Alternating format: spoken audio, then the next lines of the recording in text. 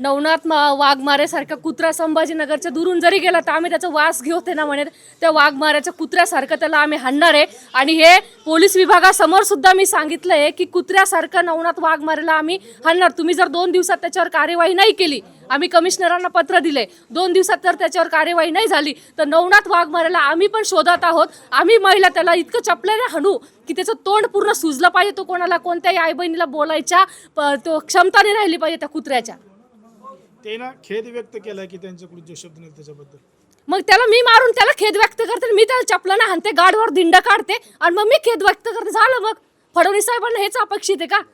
तुम्ही लावून देतात हे लोक मागे। आता मराठ्यांची आई बहीण काय, का इतर समाजांची आई बहीण काय? म्हणजे तुम्ही बोलायचं, तुम्ही शेण खायचं आणि नंतर म्हणायचं का आम्ही खेद व्यक्त करतो।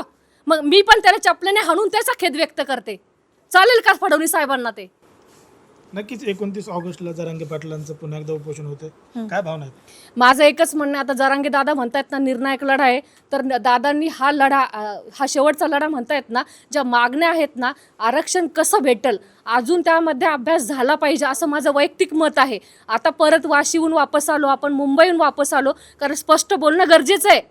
आता जर परत आपण तोंड घेऊन वापस आलो सगळेजण तर पूर्ण लोकांना, इतर समाजांना पण हसू होणार आहे। त्याच्यामुळे आता उरलेल्या 8 दिवसामध्ये दौरे वगैरे बाकीच्या सामान्य लोकांनी करावं, पण मनोज दादाला माझी हीच विनंती असणार आहे की पूर्ण अभ्यास, पूर्ण मांडणी तिथं झाली पाहिजे आणि आरक्षण कसं भेटेल प्रॉपरली ती मांडणी झाल्यानंतर GR निघाला पाहिजे आणि तो प्रॉपरली GR निघाला पाहिजे। ईच अँड एव्हरी वर्ड, तो जे काही ॲम्बिग्युअस वर्ड असतं आमच्या लिगल लँग्वेजमध्ये, ॲम्बिग्युअस वर्ड राहायलाच नको त्याच्यामध्ये, संदिग्ध शब्द, असं काही जर त्याच्यातून मार्ग निघणार असेल तर 29 ऑगस्टला आपल्याला निर्णय होईल। नाही तर परतच तेच परत येणार, परत तो GR देणार, परत त्याच्यात तोच अभ्यास होणार आणि परत तेच होणार। हे मला तरी, मी 20 वर्षापासून जे काम करते, सामान्य चळवळीतली व्यक्ती, मी खूप दलाल बघितले, खूप दुकानदार बघितले, खूप काही बघितलं समाजाच्या नावाने पोळ्या भाजणारे।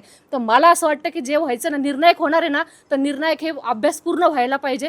परत एकदा आपला तहात आपण हरलो नाही पाहिजे असं माझं वैयक्तिक मत आहे।